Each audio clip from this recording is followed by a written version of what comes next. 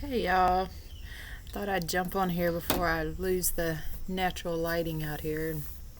Um, got a little bit of heartburn going on. I had some sausage, which I'm just not going to eat that no more.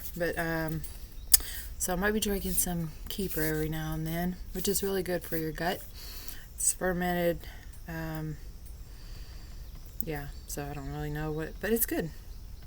Um, anyways, So I wanted to just jump in on something I had talked about before, a little bit, but I'm gonna go a little bit more into it.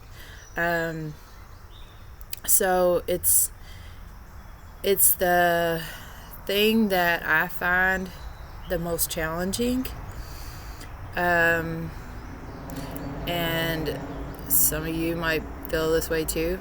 But forgiving yourself, um, I feel like um, because you it's one of those things that whenever you how do I explain this actually? um okay, I'm not gonna start all over. Hold on, let me think about this again. I had it all in my mind whenever before I jumped on here, and now it's like kind of all jumbled up. um I think that a lot of the times, um we carry around guilt and shame, um and disappointment in ourselves, and and a lot of times we don't allow other people to even know about some of the things, that maybe we've done, or because you're still dealing with that that forgiveness, or that shame and stuff. And so it's almost like you almost don't want to say, which this is the part where I think I understand why it's hard for people to apologize, because a lot of times they haven't forgiven themselves yet. So for them to even apologize to somebody else for what they've done, it's hard because, you know, how can I ask you to forgive me when I haven't even forgiven me? So, um, and then you have that hurt of what if they don't receive my forgiveness.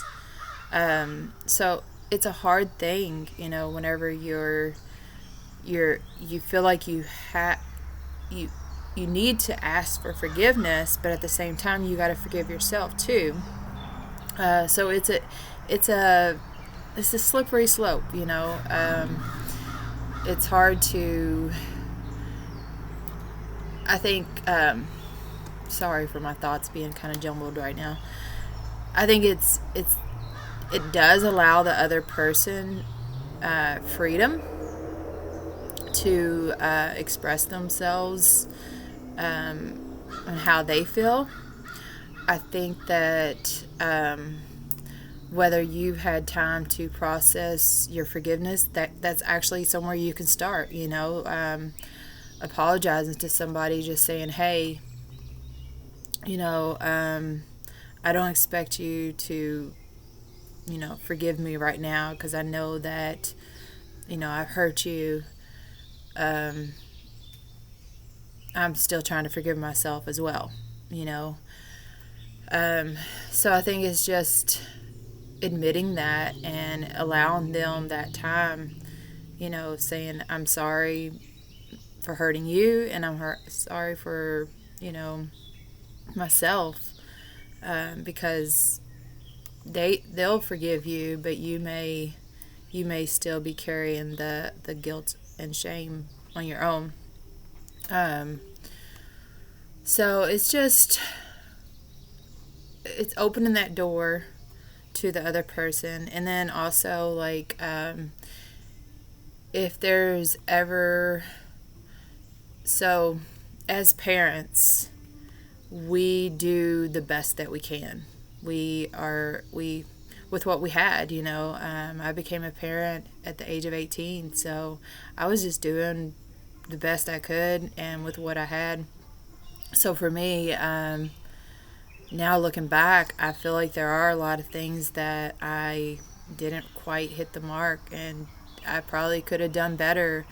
Um, I mean, I feel like I was in survival mode, so really I was just like, I don't even know. I just gotta, you know, I just gotta keep on going.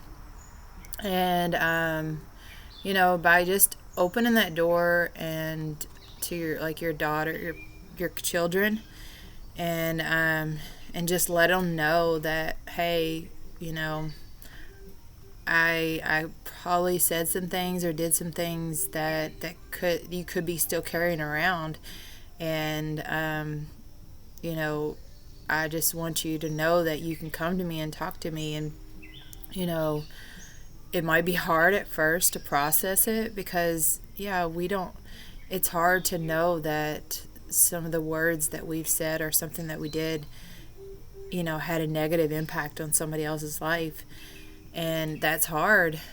But I think that it's necessary if for their healing journey and for yours, because awareness is something that is key to ultimately healing. It's not easy. Um, there's actually I think it's a book. I heard it somewhere. It was something like feelings that are buried alive never die. So, you know, those feelings get stored somewhere in your body, and you know, everything that you see, smell, taste, touch, every experience in your life. Excuse me. Every experience in your life is all it's all there. It's like your body, every your cells carry memory. They've actually done like studies where people that went in for brain surgery, and because whenever they were in the brain doing whatever, they hit something that triggered a memory. Um, so, and I do believe that we suppress um, memories, and that's to really get those things out. It's you can't heal what you don't feel. So um, that's all I have for today. I'm sure there's more, and I'll unpack some more later, but um, that's all I got for today. So you all have a wonderful evening, and I will be back tomorrow. Bye.